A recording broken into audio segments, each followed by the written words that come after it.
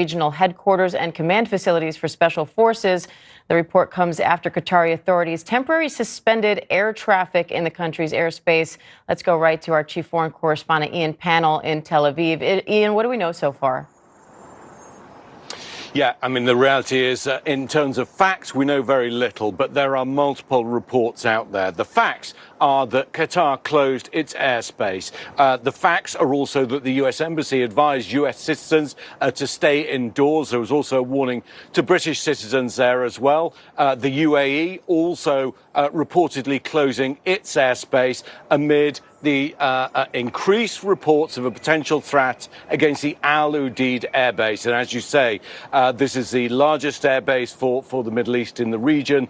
It's important not just to house aircraft, but it's important because this is a command and control facility. It's where missions are controlled. I've been to Al Udeid in the past before and seen this huge control room where drones, aircraft are monitored and controlled. And it's possible that the attacks against Iran were orchestrated from here. We know that President Trump and the National Security Council are due to meet. They are also acutely aware of these threats. Our colleague Kira Phillips quoting a defense official saying that they don't behave like this unless the threat itself is credible. We had multiple threats, multiple warnings from Iran that they would indeed retaliate to the US strikes on 3 nuclear facilities. The latest one came from the Iranian president probably only about 40 or 45 minutes ago.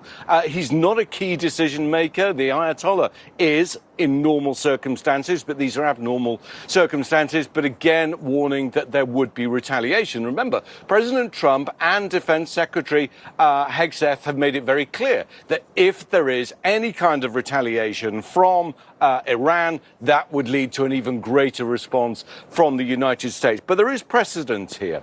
Remember the former head of the Iranian Revolutionary Guard Corps, General Soleimani. He was assassinated back in 2020 under the first President Trump's first term in office. I was in northern Iraq when Iran responded. They fired at U.S. bases near where we were in Erbil in the north of the country. They fired at U.S. bases elsewhere in the country and on the border near Syria as well. So they have form, if you like. Now, that was a calibrated response. It was one for Iran to say, look, we did respond, but no further. It allowed for a de-escalation.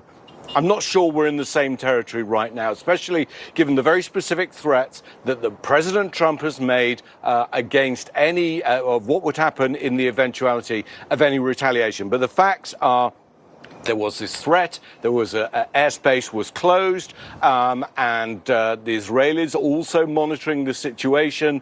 There are reports, we have a colleague whose sister lives in Doha, reports of hearing explosions, but we're in this very foggy situation at the moment, and we just need to take a breath and look at what possibly could have happened and wait until we get facts issued from the Pentagon and from the White House and potentially from Qatari officials. Sorry, just one other thing worth adding, of course.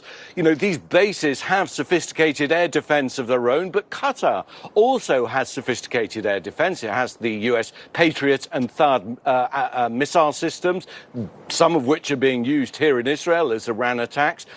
So it's possible when people say they've heard explosions that these are intercepts. So at the moment, I think we just need to take our time, deep breath time, and wait and see exactly what's happened. And Ian, it does sound like the Iranians are now calling this operation Enunciate. Ladies, listen up. The video showing the pink salt trick that melts belly fat while you sleep